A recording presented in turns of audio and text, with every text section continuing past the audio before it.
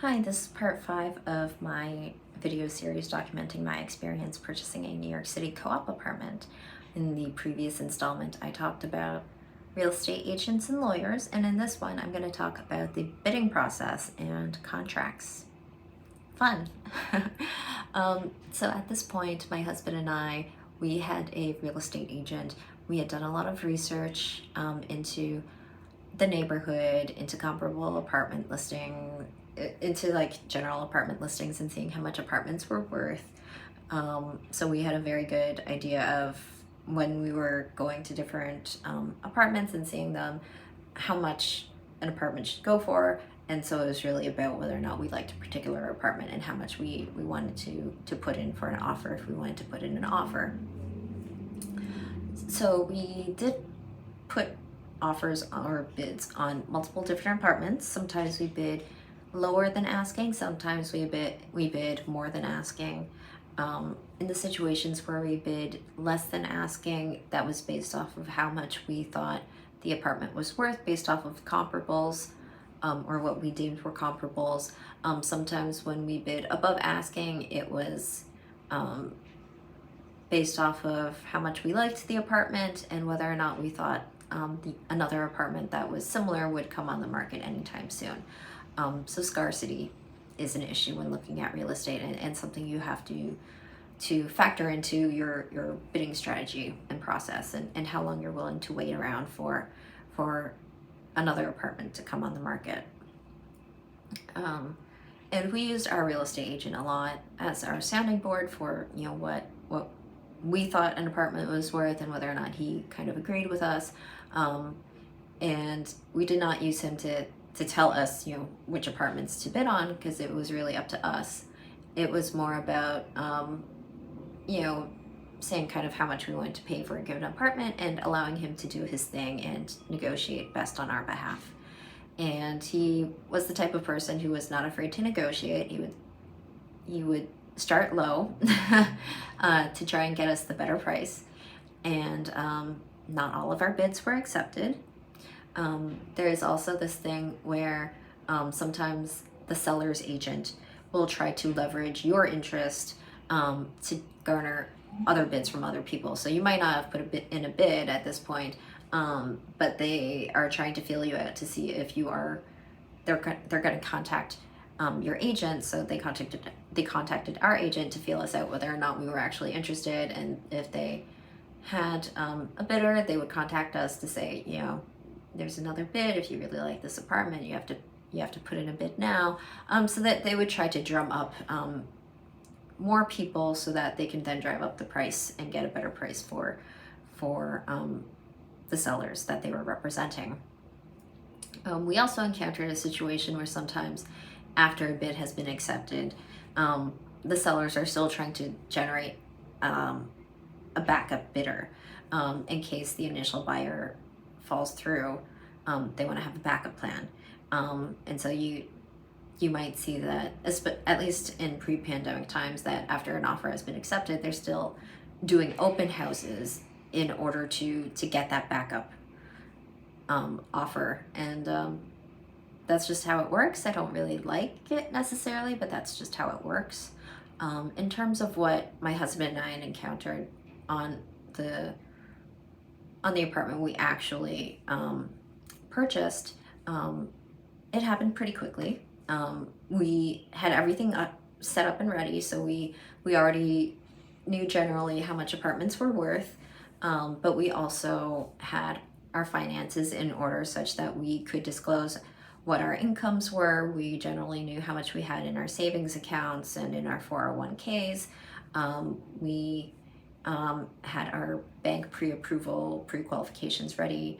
So this is before the actual mortgage process. You go to a bank website, for example, and you submit a whole bunch of information about yourself, about your employment history, about how much you have in various bank accounts, what the price range of the apartment or house you're trying to purchase, and how much mortgage you're trying to get.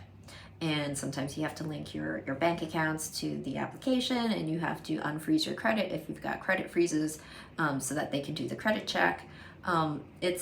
It can be a little bit invasive, and it takes a little bit of time, and it can take a few days to actually generate. You might have to talk to somebody, even though you're trying to do it electronically. You might still have to talk to somebody,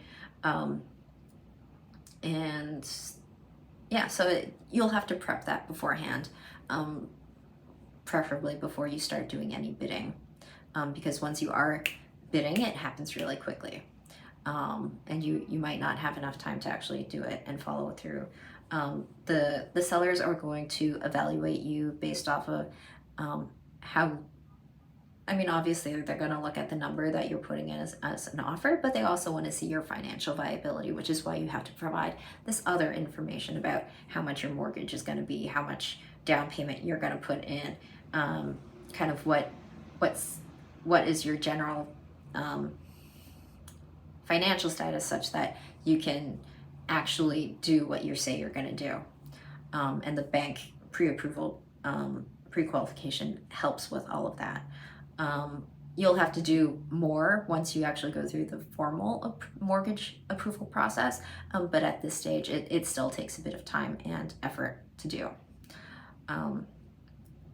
So you can't just walk into an open house and just start bidding, unless of course you have everything in cash, in which case you can certainly do whatever you want. But if you are trying to get an apartment based off of a mortgage, it does take a fair amount of effort beforehand, especially in this market, in the New York City market, to know how much an apartment is worth. So for the actual apartment that we purchased, the listing went up probably a Tuesday or Wednesday. We saw the apartment on Friday. We were the first people to see the apartment.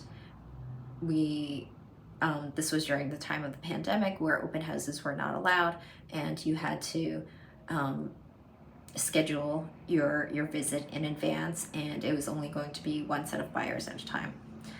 So you do not see your competition, and you can't tell how interested other people might be in the apartment. And this was New York City, and the New York City real estate market had not recovered yet. So we were probably getting a bit of a discount on the apartment we were trying to purchase. And we could not tell how many people were going to be interested. One, because you couldn't see it, and because the market was slow. In other parts of New York City, things did not slow down. In Brooklyn, it did not slow down, but in most other parts it did. So our agent told us on Friday that we should wait until the end of the weekend to see if anyone else was interested. If no one else was interested, then we can start our negotiation process at a lower starting point to help save more money. So by Monday, we heard that there were 2 other interested parties.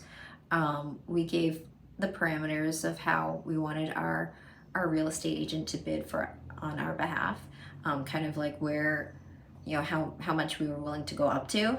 And then he would kind of tell us, like, I'm going to start here, and then we'll see. And so he did go back and forth with the sellers a couple of times, the seller's agent a couple of times, because there were other people we were bidding against.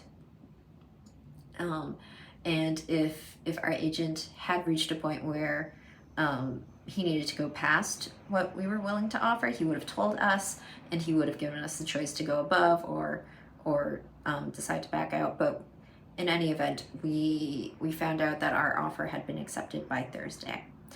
So it took about 9 days to go from the listing being put up on the website to us having our offer accepted. I'm sure that there are times when that whole process can be faster, and there are going to be times when that process might be slower, especially on listings that have lingered on websites for a long time. Usually people see those as red flags. There could be many different reasons for why listings are still available for a long period of time, but you're usually going to get less competition on those things. But it can happen very quickly, like in our case. So you do have to be prepared with all of this information, and you also have to be very certain that this is the apartment that you want, because as I'll explain later, it can be very punitive to back out of your offer. And so you do have to be very certain that the apartment that you see and the apartment that you put an offer on is actually the one that you want, and that you're not immediately going to regret it. So after our offer has been accepted, we immediately have to get a lawyer. We already had a lawyer lined up, and so that part was easy. But you do have to have a lawyer immediately, because the seller's immediate reaction after the offer has been accepted is, who's your lawyer, so that their lawyer and your lawyer can start getting to work on the contract. But also your lawyer has to start doing their due diligence on the co-op building, and they start going through they'll try to get access immediately into the financial statements and the board meeting minutes. The lawyer is going to protect you and what your and your interest, by making sure that your investment is going to be sound, that nothing is hidden, that you are fully aware of what you're buying into. So the financials of the co-op are very important to help you understand that the co-op is in good condition, and that, if they're looking at the meeting minutes, they can tell whether or not there's likely to be large scale renovations soon after you join the building. Because if there are large scale renovations, you might be each apartment might have to pay assessment fees, and so assessment fees are in addition to your building maintenance fees, and they could be substantial. They could be a few $100s a month, and so it's important for you to be fully aware of those things going forward. They'll also look at kind of what the co-op is like, and that can kind of reveal itself in the meeting minutes, by seeing if there's a lot of contention in the meetings, if there's anything wrong with your particular apartment, if people complain about your apartment, that might be in the meeting minutes. So the lawyer is trying to do that for you. And then while the lawyer is doing that, you're also supposed to go back to the apartment, and at this point you're supposed to note take anything that could influence the price of the apartment, or things that you want fixed, or things that you want to ask about keeping. So if you like the window treatments or the ceiling fans, make sure that those are included in the contract. If there's something wrong with the floor, you'll have to make note of that, and see if you can get a deduction or have it fixed, and they'll be stated in the contract. So you're supposed to go back to the apartment, you go with your agent, and you kind of take note of everything structurally about the apartment. So, like the floors, the windows, the faucets and sinks and the showers, the toilets, the appliances, especially kitchen appliances, all of those things. You would then go through and kind of make sure everything is working prior to finalizing the contract, so that you can kind of figure out, like, what is the state of everything, and does anything need to be negotiated or fixed. And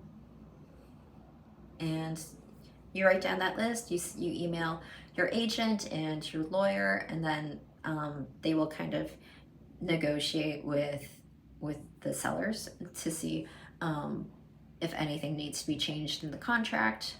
That can take a little bit of time. For us, we didn't have any major issues on that front, so I think it took about a week to go from the contract to assemble the contract draft, and then at that point, our lawyer would have told us kind of her findings from looking at the financials of the co-op, kind of what she's found out about the co-op, and she would walk us through the contract, and we asked a lot of questions about the contract itself and all the details and what it means, and so that we fully understood what we were going to agree to and what to expect going forward. So the contract itself, fun times. We are not lawyers, my husband and I. We are not lawyers, so we've really relied on our lawyer to fully explain in layman terms what we were signing and agreeing to and why.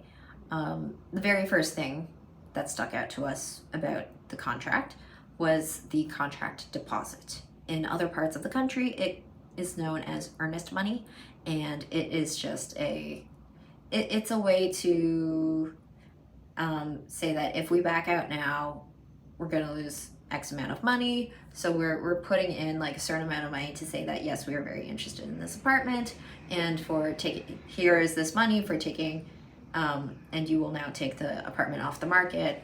And it is very, very large in New York City. From what I understand, it's only a few $1,000s in other parts of the country, but that's not the case in New York City, because New York City is special. It's a bit of a jaw dropper. It is 10% of the offer, the purchase price. So if you are trying to buy a $500,000 apartment, it is $50,000. If you're trying to buy a $1 million apartment, it would be $100,000. That's how much you are putting in your contract deposit. And it is in the form of a personal check, and it gets put into escrow. But in the contract, in many places, it says that if you back out for any reason where you are at fault for backing out, they get to take the money. Yeah, so if you partway through have decided that, oh no, this is not the apartment we want, and you're trying to buy a $500,000 apartment, you would lose $50,000. I mean, there might be ways for you to get out, and it's kind of spelled out in the contract. Like the main ways for you to back out of the contract is if the co-op, so another New York City specific thing in the contract is specifying how long the co-op has in order to approve your application, and if it exceeds that length of time, you can back out of the contract and get your money back. So in our contract, it was 60 days. If the co-op did not approve of our application within 60 days, we could potentially back out and retain our money, retain our contract deposit. Another way to back out is if the bank does not wind up giving you the mortgage approval, especially like at the price level that you were expecting, then you could potentially back out. You'd have to say within 10 days that it came in like the appraisal came in under what the offer had been, and then like you might be able to back out there. The other main way you would be able to back out is if there is damage to the apartment or the building, and the damage is substantial enough that it needs to be rebuilt. At that point, you can also back out. So if that's as a result of a fire, for example, then you could potentially back out as well. But I think those are the three main ways to do it. There might be other ways that aren't spelled out, but it's a little bit more risky, and you may or may not be able to get your money back. So you do have to be really certain that the apartment you're bidding on is the apartment you actually want. Otherwise, it's really punitive to back out partway. New York City, baby.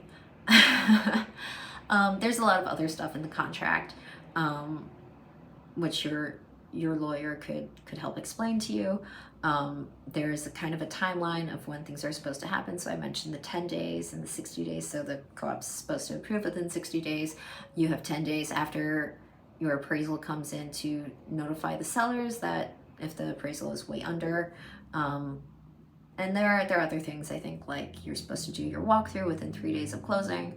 And there, I think, is also like kind of like a suggested closing date, but that's actually not the real closing date.